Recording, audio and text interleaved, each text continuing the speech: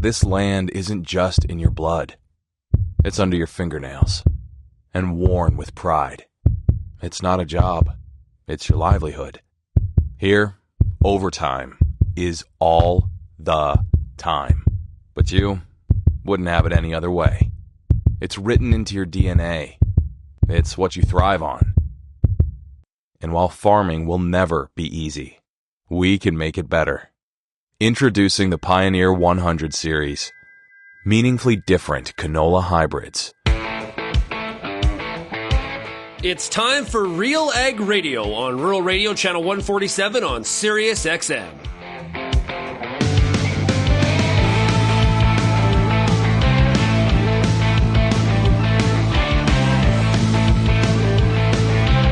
RealAg Radio and RealAgriculture.com is your home for insight and analysis of the issues that are impacting your farm business.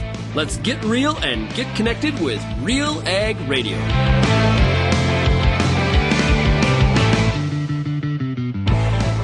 Welcome to RealAg Radio here on Rural Radio 147, Sirius XM. Shaun Haney, your host here on this Thursday edition of the show.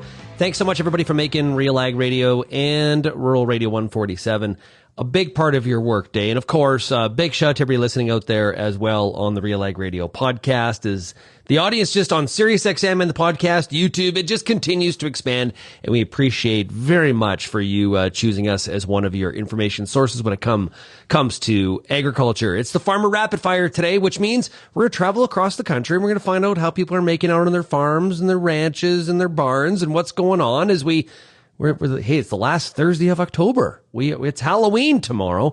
It's going to be hard to. It really is hard to believe how quickly this fall has gone, and the weather's really starting to turn in different parts of the country to feel a little bit more like late fall or even a little bit of a winterish, as there is some snow falling in different parts.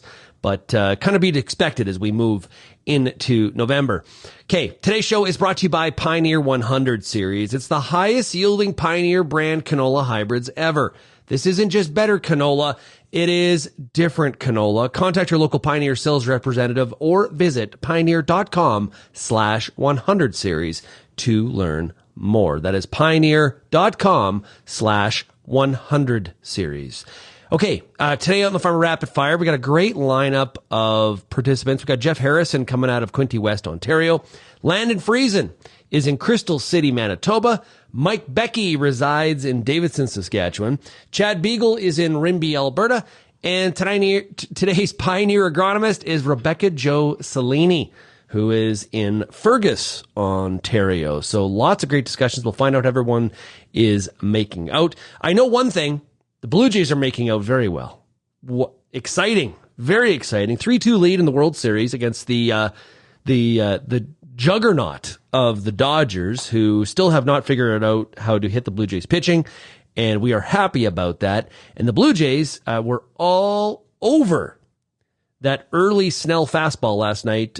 First time ever in World Series history, the first two batters in a game hit home runs. So that Schneider and Guerrero coming up big to give the Jays an early 2-0 lead, and that looked to be all the runs the Jays would need in last night's game. And, of course, Game 6 goes on Friday night tomorrow. And to say the whole country will be watching is a bit of an understatement. The ratings have been very good in Canada and Japan, which is to be expected. The ratings are down in the U.S., also I think to be expected as well. One of the teams is Canadian and never featured really nationally whatsoever. I checked it out yesterday. My oldest son and I were looking at this because this is the kind of things that we dig into.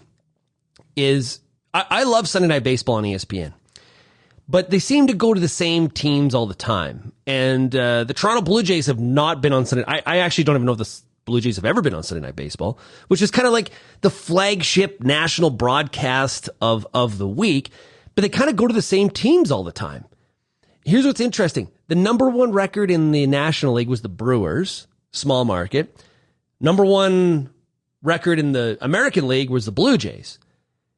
Neither were on ESPN Sunday Night Baseball this year. In fact, of the 30 teams in Major League Baseball, only 16 of the teams were actually featured on the flagship national broadcast for the league. It kind of shows you how no wonder that many people have no clue who some of the players are that are on the Blue Jays. What opportunity would they have to know how good of a catcher Alejandro Kirk is and some of the other players indeed. Let's get to the Farmer Rapid Fire. Let's start off this week's Farmer Rapid Fire in Quinte, West Ontario. We're talking to Jeff Harrison. Hey, Jeff, how are we doing this week? Doing good, Shaun. Doing good. How are you? Oh, I'm doing pretty good. Jays are one win away from the World Series, my friend. Yeah, that's exciting. That's been fun to watch in the evenings. We've been trying to get the crops finished up here as far as soybean harvest. But yeah, getting in the house a little bit later and the family's there all enjoying it. That's a lot of fun.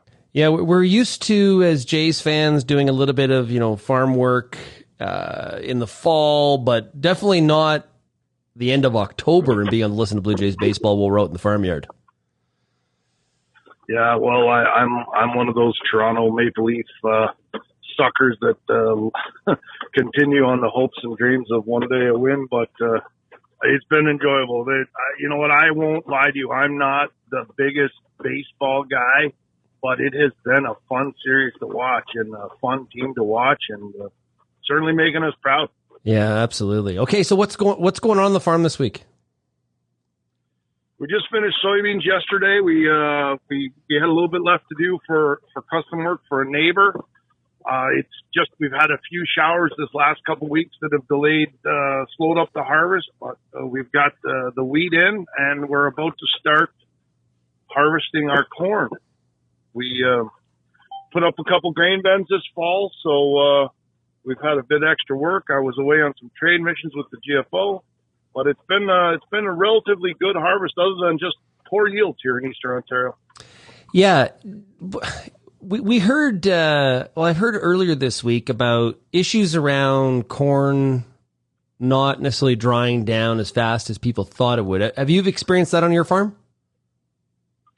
Well, we haven't started in to harvest our own, but I have, been talking to neighbors, and some people have been pretty aggressive and a few people are just starting. And yeah, moisture seemed to be hanging on, and we saw that with the soybeans. So we had an extremely dry summer, and I mean one of the worst. Very little rainfall.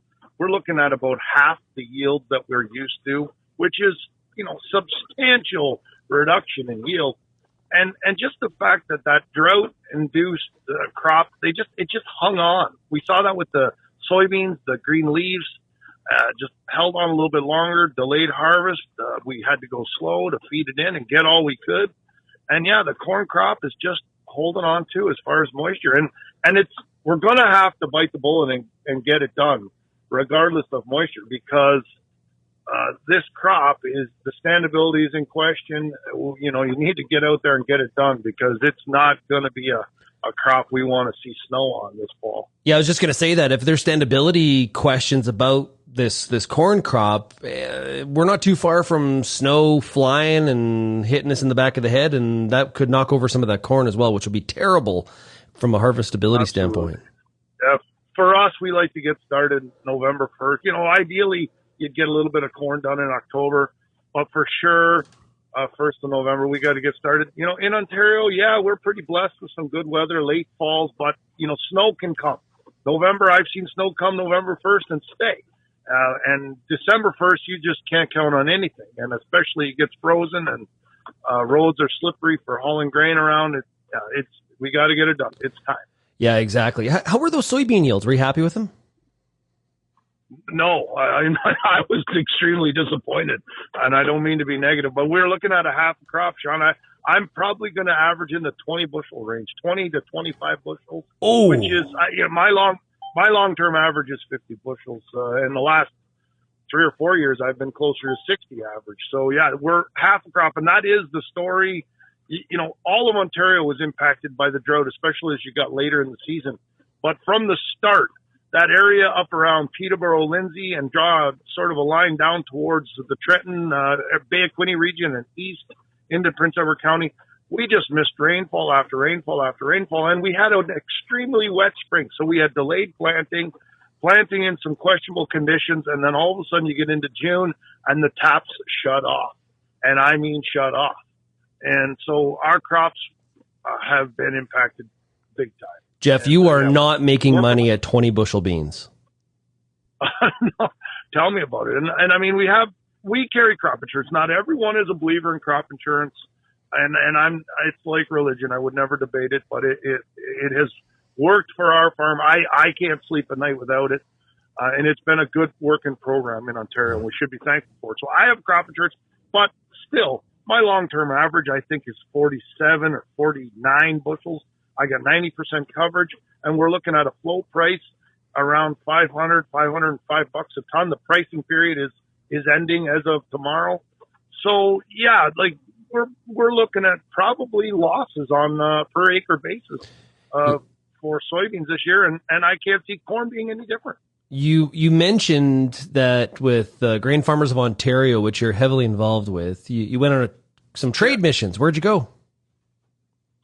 I was very fortunate to accompany the federal ag minister to Mexico City and accompany him to Trimex, the largest buyer of Ontario soft red winter wheat, and as well, I accompanied our provincial minister on an outbound trade mission in Mexico, and he, along with his colleagues, the other provincial ag ministers, were in Morelia, Mexico for the Tri-National Agriculture Accord, which was an incredible event. And so, yeah, I was lucky and fortunate as chair of the Grain Farmers of Ontario to support both ministers on their work they do there, and got to meet many of the Western Canadian ag ministers, all good fellows doing good work for their farmers.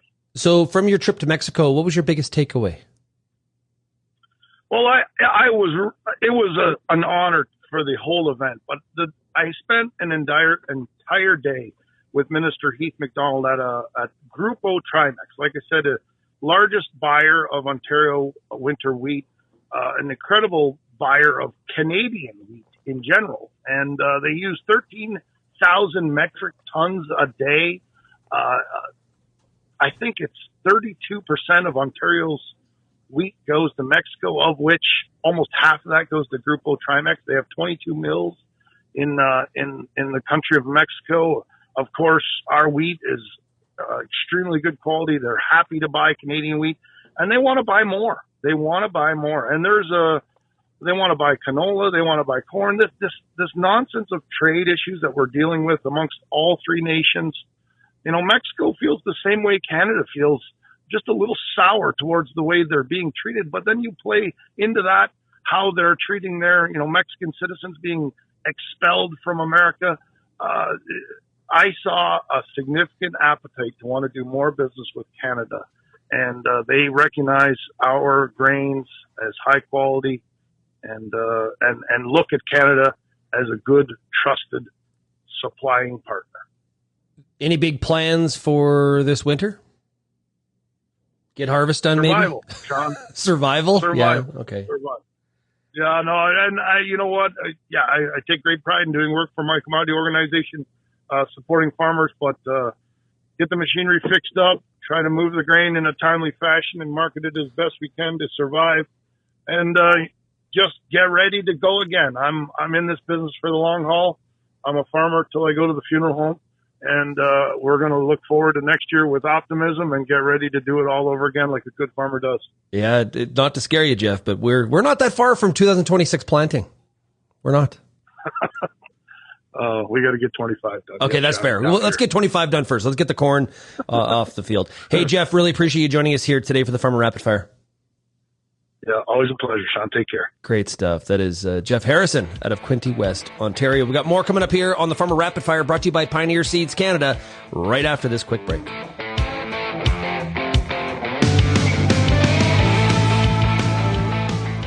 I'm Lindsay Smith, and joining me now for this product spotlight, it's Tyler Gullen, Technical Services Manager with New Farm. We just received registration for a new soil active herbicide, Valterra Cereals. Really nice option that growers can spray in the fall just before freeze up, or else in the spring once that snow melts too. I think to me there's three main benefits to those soil actives. Firstly, you get that residual weed control. You can catch that first flush of weeds in the spring, kill them off before you go and seed, and that can lead to cleaner fields, getting that crop off to a great start, and really keep more of that moisture and nutrients available to that crop crop. The second benefit is as a resistant management tool. It's kind of your one shot in the year to mix up that routine that those weeds like and really get ahead of those weeds and that resistance. The third reason is just full flexibility, and you can apply these in the fall once harvest is wrapped up and things slow down on the farm a little bit. So you don't have to drag that sprayer out as early that crazy spring seeding season. You don't really have to rush back out as if you would if you didn't have those residuals. You can visit our website at newfarm.ca. Definitely if you're kind of for AgriTrade November 5th to 7th, come chat with us at that booth. It's 418 in the Prairie Pavilion.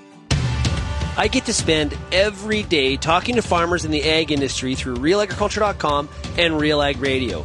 But nothing is more fun than speaking to an audience live and in person. If you're planning an ag event, book a Real Agriculture speaker to make it a successful and memorable experience. Email shaney@realagriculture.com and you can book myself or any other Real Ag personality to speak at your event. Bring your audience all the fun, insight, and energy of Real Agriculture.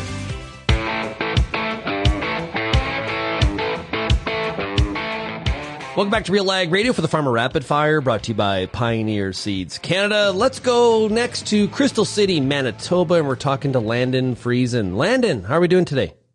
Pretty good. How about yourself, Shaun? Pretty good. How's the weather been out that way? Wet. Ooh. We're getting sick of the rain. It's not always a lot of rain, but it's just enough to keep you from doing field work. And yeah, it's just, it's getting old. You got corn out in the field?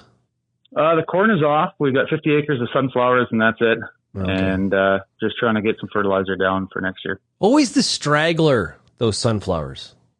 You know what? Normally they're pretty good, but this year that's the one that's causing the frustration. So yeah. Well, the moisture is good for spring 2026 and some of the soil reserves for sure, but a little bit frustrating when you're trying to finish up on some of the fall work. Yep, you bet. Yeah. Causing rutting and all that kind of stuff? Well, yeah. I mean, we're trying to put down some anhydrous and stuff, and that part is working okay. But, I mean, we just had another 1.2 inches on Monday, so the days are short. The sun doesn't feel as strong. It doesn't dry up like it did in July, so it just takes a while to dry down. So hopefully we'll get back at it by the weekend. Yeah. How was the pricing on anhydrous? I know there's been a lot of concern about input prices. There still is. Yep. Out of line from your perspective? We're actually, this is pretty rare for us to use anhydrous, but when we were pricing out kind of earlier in summer, there was quite a big spread between anhydrous and dry. We normally apply dry, and we thought, well, for some savings, let's use some gas. Interesting. So we kind of can swap back and forth pretty quick. We have an implement that'll do both. So, well, it gives you the flexibility, right? That's actually really advantageous. Yep. So yeah, this is only, I think, like the second time we've used it in the last 10 years. Okay. So, okay. Not a fan of it, but it's working. Yeah. Okay. So why do you say not a fan? Well, just the safety aspect of it. I mean, there was a younger guy here that had a pretty bad accident. Well, just as we started. So that was kind of fresh on your mind. Oh, no. And it's just, I don't know. It's okay. I prefer dry. Even liquid would be preferred, but this, you'll do for a few dollars saved, right? So. How have the yields been? They've been all over. I mean, pinto beans were awesome. Corn was okay. Wheat was good. Canola was average. It's never exciting growing canola. And, sunflowers are okay too. It's just probably a little wet for that. Yeah. They like a little bit of drier. So peas were good. So, we're not too far from fall freeze up here where, all of a sudden we move into everyone's favorite season of winter. Any last minute fall projects you're working on? No, not really. Actually, at this point, we're just trying to get some field work done, and then what are plans for the winter? Yeah, some planter stuff and upgrades and different things like that coming through the shop. But for the most part, pretty routine winter. You still doing a little bit of sledding and things like that? Lots. Yep. Yeah. Okay. To. Good. That's always. I can't remember. Are you a flatland sledder, or you go to the mountains? Yeah. No, I've been to the mountains before, and we'd like to make a trip out, but no, we mostly ride just locally here. Yeah. I'm a pasture rider myself. Okay. Yeah. How about 2026 crop plans? How are things looking there? Have you started at all? Yep, I think they're okay. I don't think a whole lot's changing at this point. We're sure hoping that the markets can figure themselves out a little bit here, and I think they will over time. We've seen some nice rallies in a few different crops this last week. So if that can continue for a bit, I think, we'll just go on like usual. I saw some of the reports from the Trump-Xi meeting overnight from South Korea, and there's talk of soybean shipments really getting ramped up here from the U.S. to China. I'm wondering if we can slip some Canadian canola into some of those cargoes. That'd be helpful. It would be sweet. Yeah, it would be nice. I think even peas. I mean, we look at Canada and the tariff that India is putting on now. Yeah. I mean, that's not going to help the current depressed prices already, right? So, yeah, maybe I'll have to start looking at moving some peas south or something like that. So, yeah, 30% tariff. India put that tariff back on late yesterday, and that's a tough one because that one's hard to negotiate your way out of because it's really about local support of farmers in India, whether we agree with that or not. That's kind of one where it feels like we kind of have to live with it. I don't know how we get out of that. Well, I think it's respected, right? I mean, we would hope that our government would do the same for us. Well, there is that. I guess we are going to see overnight here Prime Minister Carney meet with Chinese leader Xi Jinping. I guess what would a win look for you from a farming perspective? Removal of the EV tariffs, and China says canola is going to flow, and these tariffs are all gone. I would say that would be a big win for Western Canada if Eastern Canada would figure that out. Is that? Do you think that's the best case scenario? But is that are you hopeful? Like, do you actually think that may happen, or will it be kind of a nothing burger? Well, yeah, depends on everyone's opinions on East versus West, but it sure seems like they don't really care about the West, even though, the canola trade and the money generated from canola in Western Canada versus the EV industry in Canada, which is almost non-existent. Why are we so worried about electric Chinese cars? I don't think they're a threat, to be honest, to save a few jobs out east, but yep. Not my department, I guess. I don't make the calls, and it's frustrating to watch. Yeah. Do you ship some of your crop? Do you go south with much of your crop? Yep. Okay. Yep. Still with yellow peas. There might be some sunflowers going there this year, and a good chunk of our wheat. Has that been rather frictionless in comparison? Yeah. It has been. Okay. I was curious. Nothing has changed ever since the tariffs came on. Crossing the border is still simple with the right paperwork. It's not scary. We're not treated any differently down south than we are up here. It's business as usual. It's just a lot of fear that you see in the media about it. But no, We're planning to travel into the States this winter, just like you probably will be, and yeah, no problems. Yeah, I've heard that from a lot of farmers that have in the past and currently still are moving grain cross border.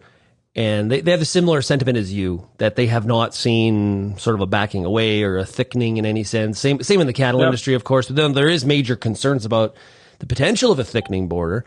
But it hasn't necessarily, from a commerce perspective, hasn't necessarily been that way. Unless you talk to some of the machinery companies, then they will probably, because they're shipping steel and steel, right? Yep. So that's where there is problems. Yeah, it's got to be on the mind of companies like Borgo and Seahawk and all of them, right? So yeah, absolutely. But we bought a used piece of machinery across the line the other day and brought it home, and it was no tariff, no problems, just like another day. So good stuff. You looking forward to kind of the winter season and the ability to start planning for next year? Yeah, I am. Looking forward to just shutting the farming operation off for a little bit, the field work, and get some seat time hauling some grain and riding a sled. And nice. We got a World Series game to win tomorrow night, right? Oh, we do, my friend. Are you feeling good about it? I am, yeah, especially going home. Yeah. I'm feeling more confident after what I saw last night. Like, we need to win one, they got to win two. The odds are in our favor, but boy, tough pitching matchup for us here facing Yamamoto on Friday night in Game 6. Yep, it will be. But we're behind them. Hey, Landon, thanks so much for joining us here today. Really appreciate it. Right on. Thanks, Shaun. It's Landon Friesen coming out of Crystal City, Manitoba. We've got more of the Farmer Rapid Fire coming up here, brought to you by Pioneer Seeds Canada.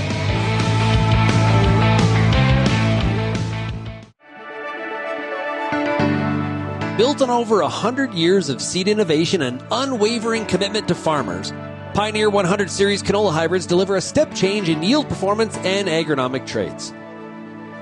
This isn't just better canola, it's different canola.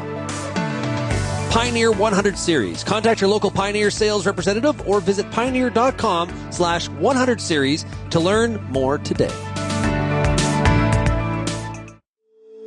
If you're involved in the agriculture industry, it's important to stay informed on all the latest issues affecting your business. At RealAgriculture.com, we offer fast, reliable news, information, and insights to help you keep on top of all of the latest in Canadian agriculture. Visit RealAgriculture.com and sign up for our free daily newsletter covering everything from news, agronomy, animal agriculture, and much more. Visit RealAgriculture.com/subscribe today.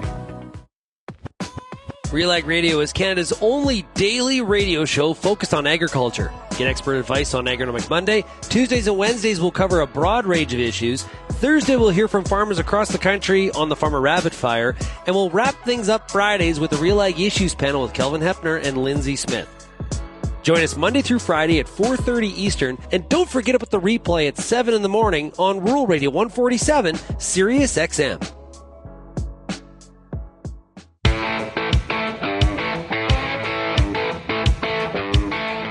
Continue our journey across the country. Up next in the Farmer Rapid Fire, brought to you by Pioneer Seeds Canada. Let's drop into Davidson, Saskatchewan, and we're talking to Mike Beckie. Hey, Mike, how are we doing? I'm doing fine. You? Pretty good. Can't complain. I think it's, we're back end of October. Next week it's November, and that is incredibly hard for me to believe. Isn't it? Yeah, years gone by fast. How'd the season go for you? It was pretty good. Better than what I thought it was going to be. After we got done seeding and that, and the year progressed, it actually turned out pretty decent. Yeah, yields were a little bit above what you kind of thought midway through the season. Oh, yes, for sure. If somebody would have told me back in, July what we, what it looked like and what we wound up getting, I wouldn't have believed them. Well, I like when, in 2024, a lot of prairie growers were surprised to the downside, very disappointed. And this year's was kind of the opposite. It was a bit of a flip, right? Where surprised to the upside. Yes. Yeah. Apparently we're not very good at predicting what we think we're going to have at the end of the day. Is that it? Can we pretty much agree on that based on the last 2 years? Very, very true. Yeah. I come to the conclusion that I'm very poor at guessing what's out there. Yeah. Well, it's nice when we're surprised to the upside. Indeed. Did you get any fall work done? Got a lot of fall work done. Got all of our anhydrous out, which was good. Everything's all tidied up, and did a bunch of sloughs are all worked and fields are harrowed. And like I said, we got all the anhydrous out that we wanted to. So, do you typically anhydrous? Yes. Okay. When the fall permits, if we got enough moisture to do it. Okay. Yeah, because we were just talking to Landon Friesen out in Crystal City, and they did anhydrous this year. They kind of flip back and forth between dry and prefers dry. Why do you prefer anhydrous? It speeds up our seeding. Less nitrogen in the tank, so we can cover more ground without having to stop and fill. That, and I don't mind working the fields up every once in a while. Yeah. Any big plans for winter? I think I'm hoping to try and get away. It's a big birthday for my wife this winter, so we'll have to see if we can get away. She's 40. Is she turning 40 or what's going on? Yeah, we'll go with 40. I'm sure that's what you told me. Exactly. Well, congratulations to her on the birthday. Go ahead. I was just going to say, try and make it up to our cabin and go snowmobiling. Oh, nice. A little more than what we did last year. Nice. And I guess I'll start back for my winter gig on Monday. You going trucking? Yeah, going trucking again. Nice. I'm a closet truck driver. I could have been a truck driver. I love a long haul. Well, we don't get very many long hauls, but I enjoy doing it. So I guess we'll see if there's enough work this winter. Everybody seems to be holding tight right now. Not a whole lot of grain moving yet, or any fertilizer. So I guess we'll see. So what typically do you do? So kind of short, just hauling grain from farms to the elevator? Yeah, we just stick here in the province. We don't go out of province. We do mainly fertilizer and grain, and we'll do a little bit of salt and that to a local packaging plant here in town. Some of these unloading facilities at these new feed mills or grain terminals, how quickly they can dump a Super Bee is just, it's amazing. It is. And then there's some that are terrible. Yeah. Like, hour and a half to unload. That bad? Oh yeah. Yeah. Yeah. There is a few places like that. Really? Yeah. So that kind of cuts into the bottom line, but yeah, that's the old clock's ticking, and I'm not making money sitting here. Exactly. Yeah. Huh. Interesting. How are the plans for 2026 coming along? I'd say pretty good. Pretty well have everything figured out what we're going to do, whether it's right or wrong. But going to try a new variety of wheat next year, and we did a yield trial for Sask wheat. Did 3 different varieties of wheat, and it sounds like we were asked to do a flax trial next year, so we'll do that. Do you like doing those kind of trials? Yeah, the yield trials are pretty easy. You just follow your own fertility in that, and you replicate your strips in that, and it's a little bit of a pain come harvest time, but it wasn't terrible. Have you been watching any of the World Series? Yes, that was a heck of a game last night. Ooh, dude, I texted a few people last night and said I would consider myself a pretty diehard Jays fan, as I sit here in my Blue Jays t-shirt here today. I'm kind of in disbelief. Like, unreal. It has been amazing. And to see them with a 3-2 lead, they still got to win one more. Series is not over. The 4th one's the hardest one to win. But what a run.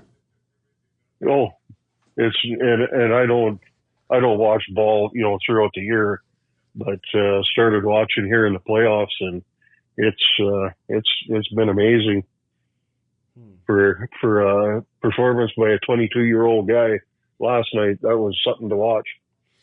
Yeah, and it's a splitter is not a splitter is not a splitter, and I found it interesting last night on Sportsnet and on Fox how they were describing the differences between Gosman's splitter and Yusevich's splitter, and just how devastating Yusevich's is. It's very fast. He made Freddie Freeman. Those are the worst swings I've ever seen Freddie Freeman take in his career. It was pretty cool stuff. Well, Really appreciate you joining us here today, Mike. Have yourself a great winter, and I'm sure we'll run into you at some point along our way, okay? Yeah, you bet. Great stuff. That is Mike Beckie. He's out of Davidson, Saskatchewan. We've got more of the Farmer Rapid Fire coming up right after this.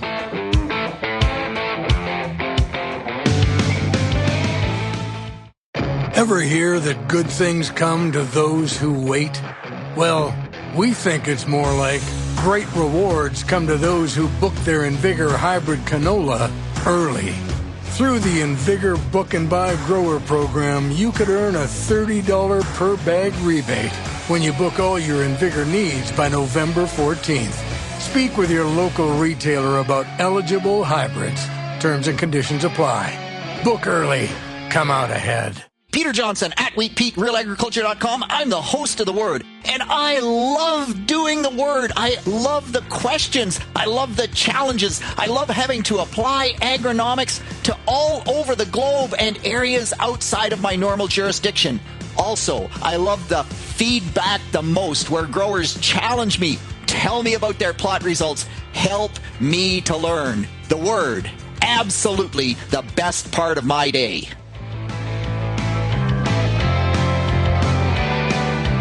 Up next to the Farmer Rapid Fire, brought to you by Pioneer Seeds Canada. Let's find out what's going on in Rimbey, Alberta. And there's nobody that knows more about what's going on in that area than Chad Beagle. Hey, Chad, how are we doing? Good morning, Shaun. Really good. Thanks for calling. Yeah, so what's happening? What are you busy with this week? Oh, it just seems like it's getting ready for winter time up here. I know both on the ranch and at the store, everybody's looking to get their last fix-ups or additions or waters in or something like that. So corral's built, I guess. So I guess we're in that stage for right now. Well, I have to think that with the money that has been in this calf crop, that has worked its way to be good for your store. I'm going to say it hasn't hurt. That is for darn sure. You can see that guys are, looking to, like I said, we sell some water, so I haven't sold as many as I have this year, ever in all the 8 years. And yeah, you can just see, Alan Olson just had his auction, his big auction sale, and it was jam packed. And just talking to some of the workers there and looking at some of the prices, it's kind of nice to see guys with a little bit of optimism and an opportunity maybe to replace some things that they've wanted to for the last little while. So yeah, it's definitely good to see. Yeah, it's like, do I buy a fancy sports car or I buy a bred cow? That's kind of where we're at here. Yeah.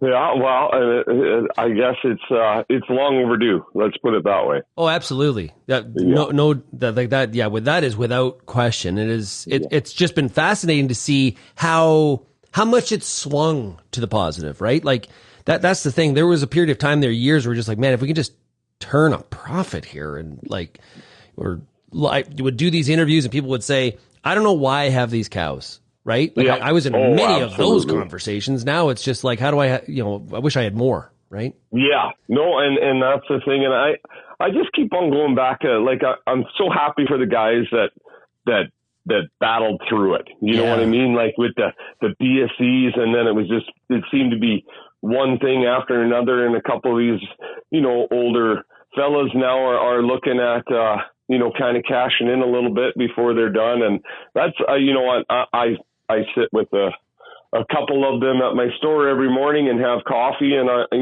I'm just genuinely happy for them. It's kind of nice to see that, these guys that just put their heads down and work through things and now are going to be able to maybe take a few years off here, kind of thing. So it's kind of neat to see that. Okay, so on your own operation, what are you doing? Are you thinking about trying to increase the size of the herd, staying the same? What's your strategy? What are you doing? Yeah, no, I think so.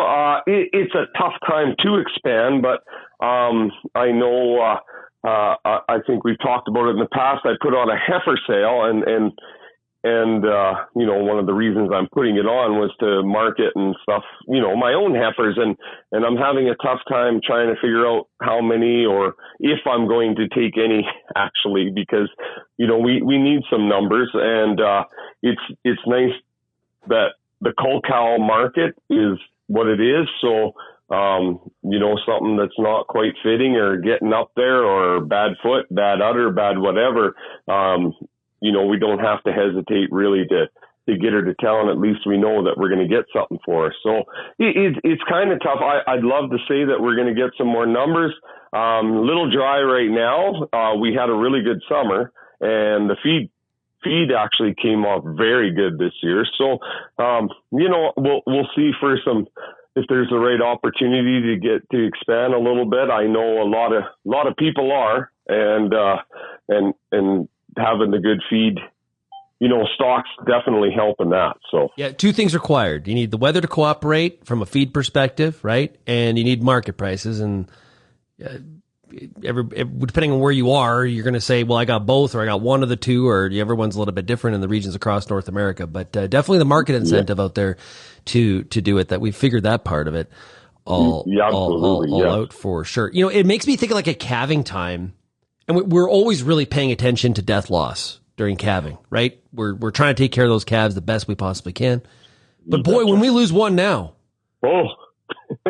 that's a lot more money. Oh yeah, and that goes with anything. Like, I know guys that we talked about that at the store just with some customers and stuff, and herd health is definitely on the upswing. Guys being aware of it, and I work through a nutritionalist through the store, and we've never had this many phone calls for people wanting samples and people wanting to know exactly what mineral they want to use or should be using, or what their feed is short of, and that's one thing that I've really noticed this year. Yeah. How do I buy some bubble wrap and just bubble wrap, right? Instead of putting that on our kids, we should put those on our calves. Yeah, absolutely. No, for sure. I am positive I heard yesterday a dairyman from the U.S. say that a 1-day-old dairy calf is now worth $1,500. Yes. Yeah, it is amazing. I know there's been a couple advertisements for some fall calf things are like around this area too, and it's like, what the heck are we looking at here? Exactly. Yeah. Any other big plans for winter? I know you'll be spending lots of time inside hockey rinks. Yeah, no, for sure. We, my oldest son's last year junior A, so and then I'm still coaching, so yeah, lots of that. Other than that, no, not a whole lot. Just kind of try to get into as much family time as we can, and feeding cows, and hopefully the store stays as busy as it has been. So, no, she's a pretty much jam-packed winter coming up for sure. Yeah, I'm kind of in the same boat. My oldest is in his redshirt senior year of college baseball, and so it's kind of like it's going to be it's going to be a sentimental spring watching, kind of getting to watch for the last time. Oh, it flies by so fast. It wasn't, 4 or 5 years ago. Oh, we got a lot of time for all this stuff. And next thing you know it, he's, talking to some universities, and these kids grow up so darn fast. So everybody, you got to try to enjoy it as much as you can. Yeah, absolutely. What team are you coaching? The female team out of Red Deer. So we're the AA U18 female team out of Red Deer. So yes. Okay. I've coached the females in the last 3 years, and I absolutely love it. That's cool. Just the way that they, can take coaching, and the way that you can connect with them. And, I've coached boys in the past, and definitely some differences there. But the female the girls are just so receptive, and once they trust you, we just have a great, fantastic year. Absolutely. And tenacious. Like I think one of the most misunderstood things about women's hockey is I think in some cases it's more physical than men's hockey in some cases. It is. I'm not lying to you at all. There's no hitting, but body contact is allowed, and those girls take every inch of that. And one of the best things with girls too is rarely do they chirp. With the boys, the teenage boys, they back and forth. With the girls, they run each other over and they look at each other and might say a word, and then that's it. Right. That is fascinating. Good stuff. Well, hey, Chad, thanks so much for joining us here today. I really do appreciate it, and look forward to it'd be great to see you face-to-face sometime. Yes, absolutely, Shaun. You betcha. Thank you. Great stuff. That is Chad Beagle. He's in Rimbey, Alberta. We're back with more of the Farmer Rapid Fire brought to you by Pioneer Seeds Canada right after this.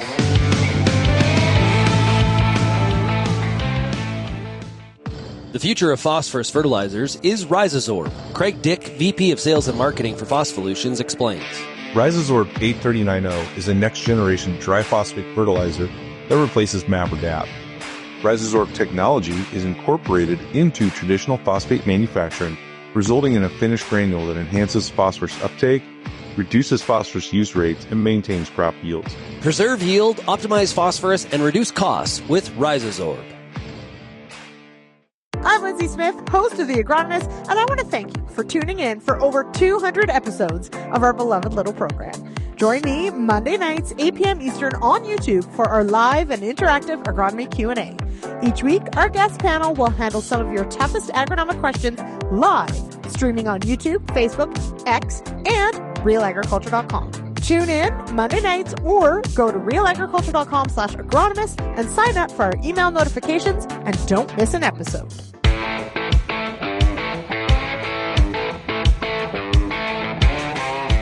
And welcome back to RealAg Radio here on Rural Radio 147 Sirius XM. Of course, it's the Farmer Rapid Fire today, brought to you by Pioneer Seeds Canada. And joining us from Pioneer Seeds Canada is Rebecca-Jo Cellini.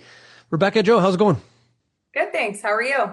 I'm doing really good. And of course, you're based out of Fergus, Ontario, correct? That is correct. Nice. Okay, so soybean harvest, pretty much wrapped up in the area? Pretty much. Odd field here and there you still drive by out there, but for the most part, we're wrapped up. And I cover sort of the area north of where I live, so Grey County, Simcoe County, bits of Bruce and Perth, and I would say same there, mostly wrapped up. Odd little bit, just finishing up. Yeah, and how the yield's been?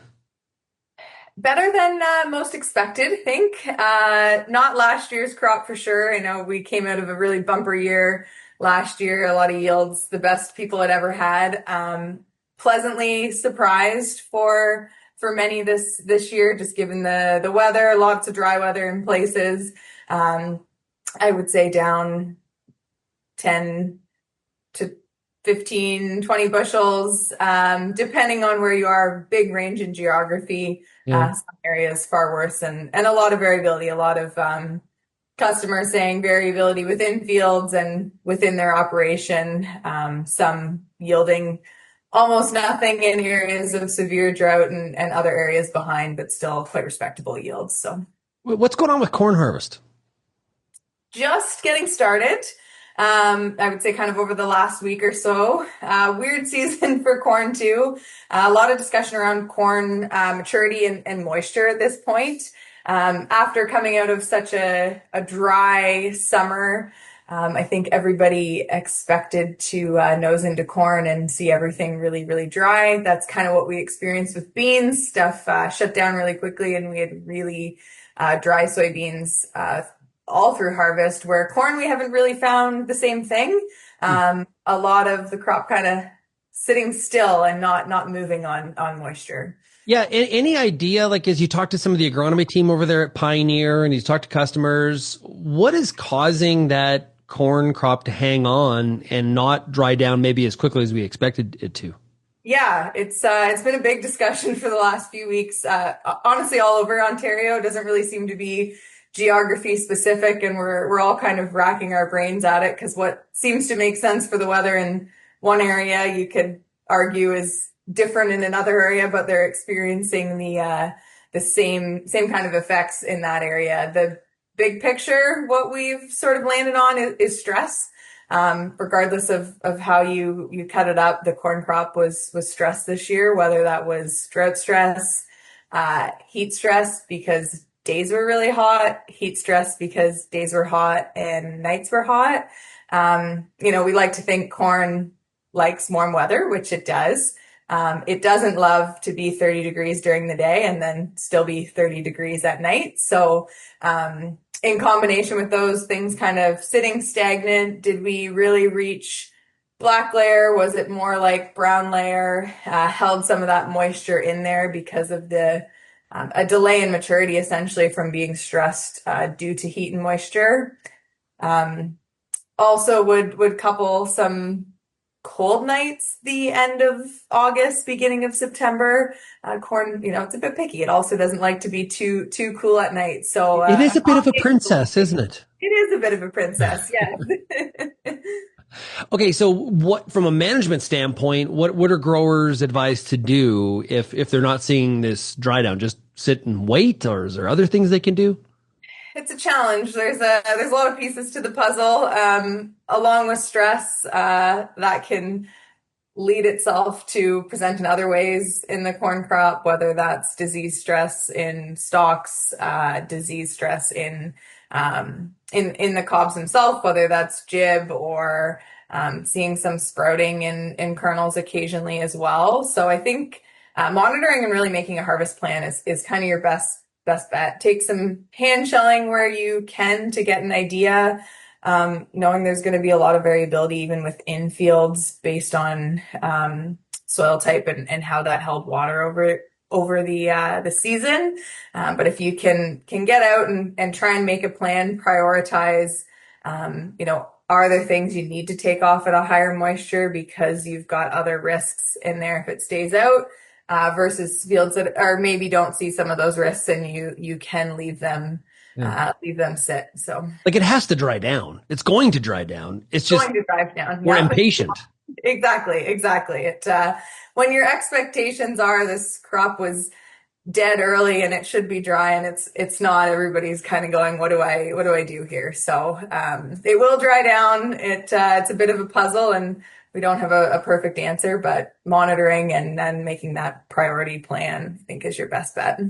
Yeah, and it's based on this. And I haven't heard too much about dawn this year, so that's probably a good thing because we have dawn where, hey, let's get it off the field. But that would be hard to do that if it wasn't drying down. Exactly. Yeah, and I will say I haven't heard any alarm bells yet. There's definitely presence of jib out there in the field in a lot of cases. Now, the funny thing about jib and dawn is jib doesn't always mean high dawn levels. So definitely something we're monitoring and stay in touch with your Pioneer rep and our agronomist team will and your local elevators. It'll be in everybody's top of mind for sure.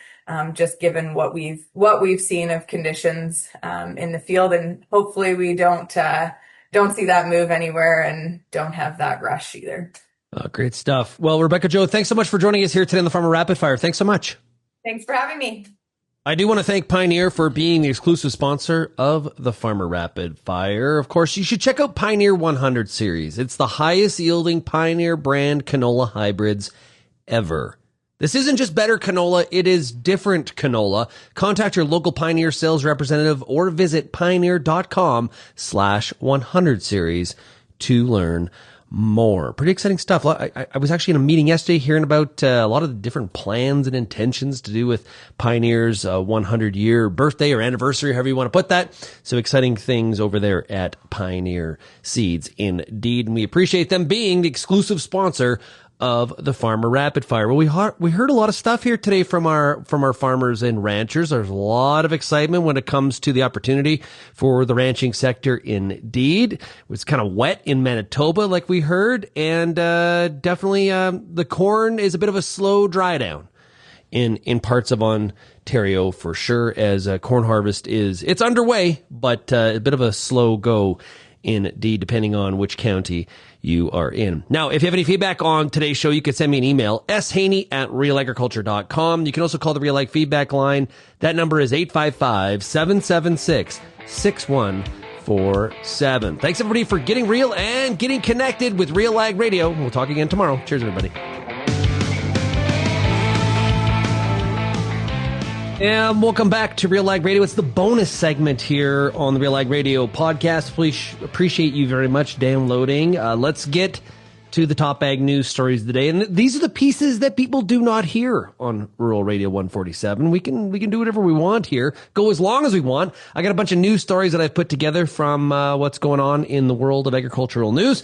And let's get to it. So President Donald Trump says China has agreed to buy a tremendous amount of U.S. farm products under a new one-year trade framework reached with President Xi Jinping in South Korea, I believe. We are going to see Prime Minister Mark Carney meet with President Xi Jinping tonight, which will be Friday morning in China, and we'll see what comes of that. We'll also see, it'll be interesting to see some of the reaction or how Carney spins it. I think that we're all kind of used to at this point President Trump sort of being very much in promotion mode, and a lot of the reaction is, let me see it actually happen. But typically when we saw Prime Minister Trudeau have these kinds of meetings, it was kind of quieter, right? Prime Minister Carney, though, I think he's going to be somewhere a little bit more in between if there are agreements. And hopefully there is some good news on maybe some of those canola tariffs, peas, aquaculture, Canadian beef into China. That would be fantastic. But the agenda seems to be a little bit unclear, besides the fact they want to have a good meeting and hopefully have a little bit of a warmer trading relationship going forward.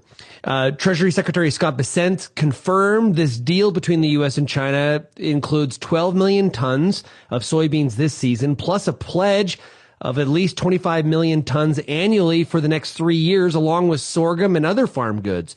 Trump told farmers to buy more land and, of course, bigger tractors, because that's exactly what farmers want to do right now in some of this profitability crisis that exists across the farming landscape of the United States.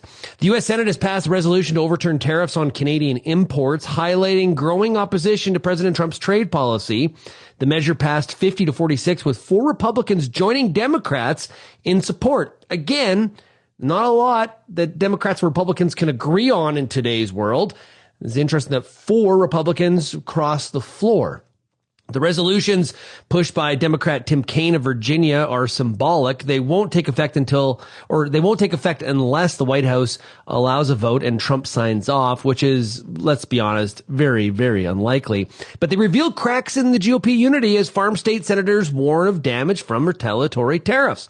Kentucky's Mitch McConnell, former leader in the Senate on the Republican side as well, said tariffs have turned agricultural income upside down, hurting nearly 70,000 family farms in the state, with bourbon also caught in the crossfire. I was in Ontario a couple weeks ago. You can't get an old-fashioned, a real old-fashioned. A real old-fashioned has bourbon, not Canadian rye. Sorry to be controversial here. And they have this Canadian fashion. I took a picture in the Pearson airport of it. Yeah, you cannot get bourbon in Ontario, and I think other provinces as well. In Canada. So that's hurting Kentucky. That is hurting Kentucky, as well as also California vineyards, as well as Canadians have said no thank you, or some of the provinces at least have said no thank you. The vote in the Senate comes as Trump traveled to Asia, and this is all threatened an additional 10% tariff on Canadian goods after this Ontario ad run by the Ford government has sort of thrown things sideways. We'll see what is made of that. I talked about it yesterday on the show. Carney and Trump sat across from each other at that dinner party in South Korea. Rabobank says Brazil is going to process a record 60 million tons of soybeans in the 25-26 season. That's up from 58 million last year. Output is forecast to rise 3% to 177 million tons thanks to expanded acreage and better weather. Exports are expected to hold steady at 111 million tons, but more beans will stay home to supply processors making vegetable oil, protein meal, and biodiesel. Brazil's biodiesel program set to raise the mandate to 15% in 2026 is a major driver, with soybean oil already making up 70% of biofuel feedstock. Agribusiness giants including Bunge, ADM, Cargill, and COFCO are expanding giants as Brazil shifts from exporting raw beans to adding value through processing. Sounds very similar to some of the strategy that Canada's exhibited on canola. Process more of it at home and then export what is not used domestically. Rabobank says profitability looks strong if global prices hold, though La Nina could still threaten southern states. Oil prices eased on Thursday despite President Trump saying he would lower tariffs on China after his meeting with President Xi. Traders remain skeptical. It signals the end of the trade war. Brent crude slipped to $64.39 a barrel, while West Texas Intermediate, the WTI, fell to $60.02. That followed gains on Wednesday when the U.S. government data showed crude inventories down nearly 7 million barrels, far more than expected. Gasoline and distillate stocks also dropped, lifting hopes of stronger demand. Brent has climbed to nearly $65 a barrel on that report.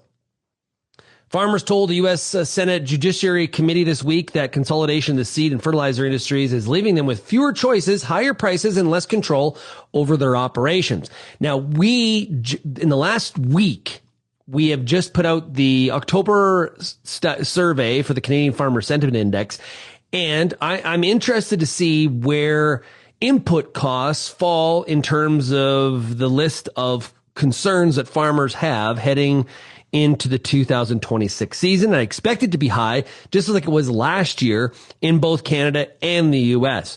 Iowa farmer Noah Kopis testified that growers are now price takers, forced to prepay months in advance for fertilizer at levels that can make it a losing investment. Mark Mueller, president of the Iowa Corn Growers Association, said soaring fertilizer costs are crushing corn growers and compared input companies to monopolies, squeezing farmers like a vice. Canada's lumber sector is sounding the alarm as Ottawa and BC prepare for a summit on the long-running softwood lumber dispute with the United States. Industry groups say sawmills are running at below break-even levels, with U.S. duties piling up to more than $7.2 billion in value since 2017. American import taxes now top 45% on most Canadian softwood shipments after fresh tariff hikes announced by President Trump recently. BC Forest Minister Ravi Palmer says mills are being squeezed, paychecks are at risk, and forestry-dependent communities are feeling the strain. The province wants Ottawa to push harder for a resolution. It feels like Canada and the U.S. have been fighting about softwood lumber for decades, and this is just a bit of a heightened level of that. Ottawa's announced a $1.2 billion support package, including loan guarantees and grants to help diversify markets, but industry leaders warn the crisis is deepening and say they see little sign of a breakthrough with Washington anytime soon. What we've seen in some of the negotiations that have been happening or discussions that have been happening between Canada and the U.S. is not looking at all of this in totality. It's where autos are a separate negotiation, lumber is a separate negotiation, and it makes it a little bit hard. I think it puts Canada maybe a little bit of a disadvantage when it comes to having leverage, trying to rectify some of these situations, as everything seems to be a very binary discussion. Hershey is raising its full-year sales forecast for signs that cocoa inflation is finally moderating. The chocolate maker now expects 3% sales growth and earnings of up to $5.72 a share. Cocoa costs, though, still about 70% higher than 2023. 70% higher than 2023 cocoa prices. They've come off their peaks, easing some pressure. Even so, tariffs are expected to add as much as $170 million in costs this year. And sticking, because we follow these cocoa markets so closely. No, we don't. Restaurant Brands International, the parent of Tim Hortons, Burger King, Popeyes, and Firehouse Subs, posted a 25% jump in profit last quarter, fueled largely by strong coffee demand at Tim Hortons. So even though prices of cocoa are going up and we're seeing extra costs there, we got cocoa and coffee both in strong markets. Net income rose to $350 million or 97 cents a share, up from $252 million a year earlier. Revenue grew nearly 7% to $2.4 billion, with comparable sales climbing 4%, beating analyst estimates. Curious, Tim Hortons still as good as he used to be?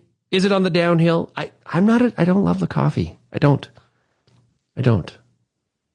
Does Christine, she doesn't like coffee either? No? What McDonald's is better? Yeah, McDonald's is better. It is. It's not un-Canadian to say that, everybody. It's okay. It's okay.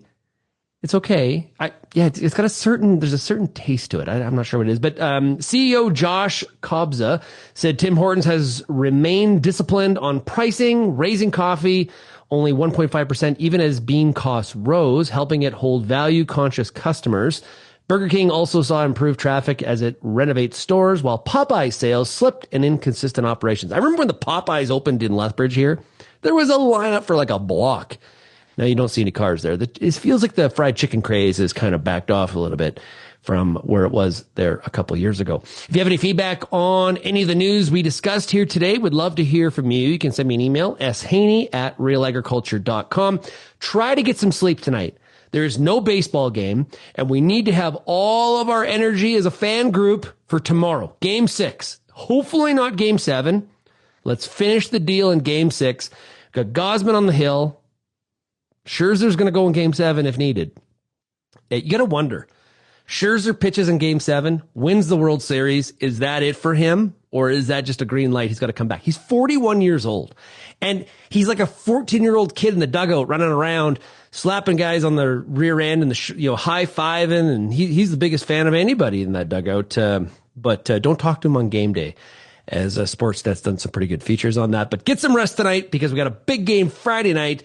Jays and Dodgers. And we know who the Real Ag crew is definitely cheering for. Okay, everybody, thanks so much for tuning in. I hope you enjoyed the news as well as the Farmer Rapid Fire. And of course, a big shout out to Pioneer Seeds Canada for being the exclusive sponsor of the Farmer Rapid Fire to make it all possible. We greatly appreciate it. So make sure you check out that Pioneer 100 canola seed. We'll talk to you everybody tomorrow for the Real Ag Issues panel. Cheers, everybody.